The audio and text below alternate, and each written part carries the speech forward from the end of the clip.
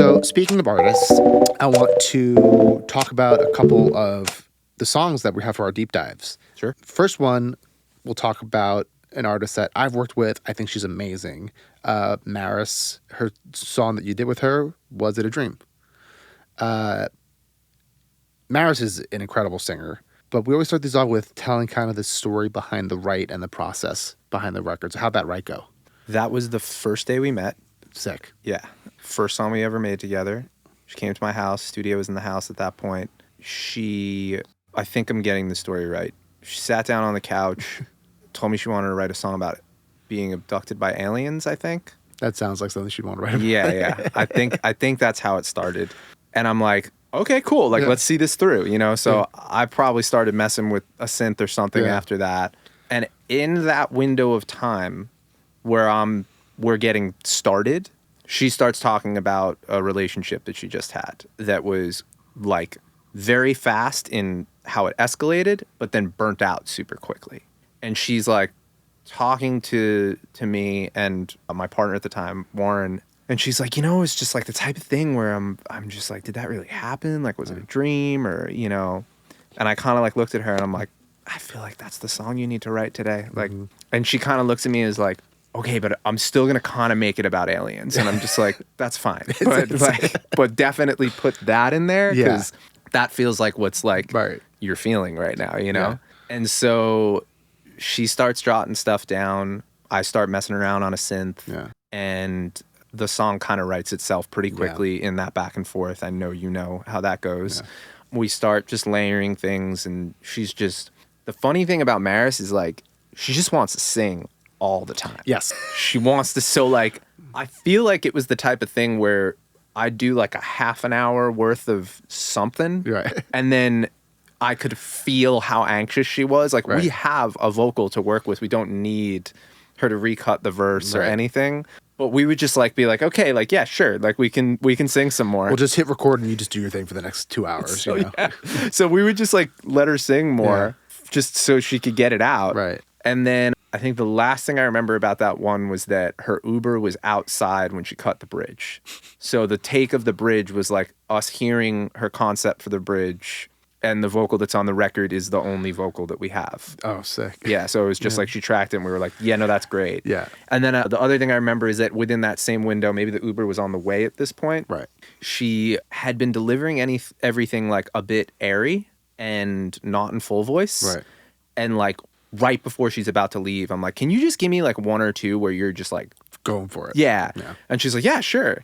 And we got like maybe 2 takes of that before she had to bounce, and like that's what you hear on the record. Yeah. I mean, like, listen, she is such an incredible singer. It's just like, oh, it's just easy. You can just sing something and I just hit record. Oh yeah. And that is it.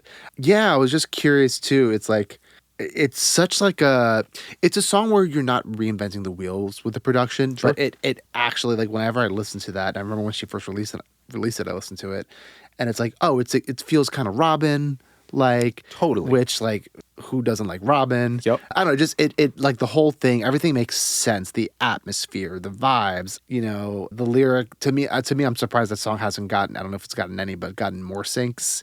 Just like Was It a Dream? Just like everything about it just feels... I'm glad all that came through because I love that song. Yeah. Like it's one of my favorite things I've ever done. Yeah. And she's just phenomenal on it. Yeah. And I love a good sequenced analog synthesizer and love nothing wrong with it. My favorite thing to do is find all the weird shit that you can now push and pull with because you've got this just like, it's like, that's my favorite thing. I love shit like that.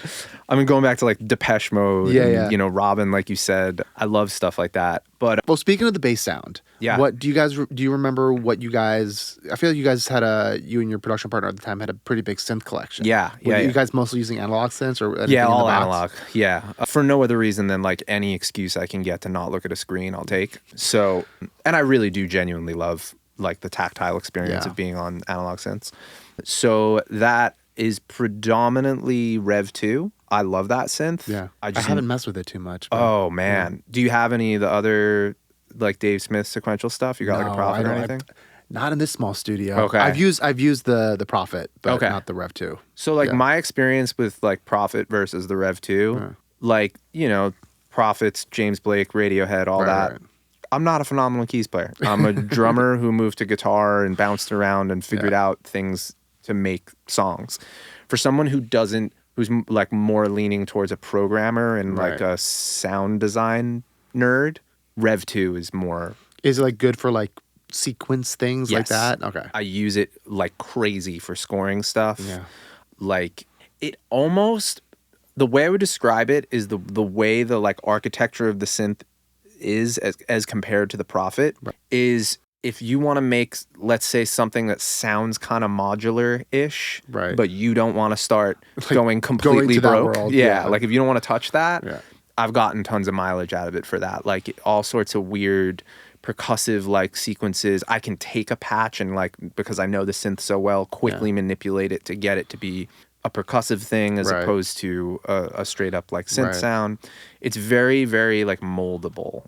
And the other thing is like, I love having great presets to start and hearing something and being like, that's not what I would have expected to put there, but that's kind of interesting.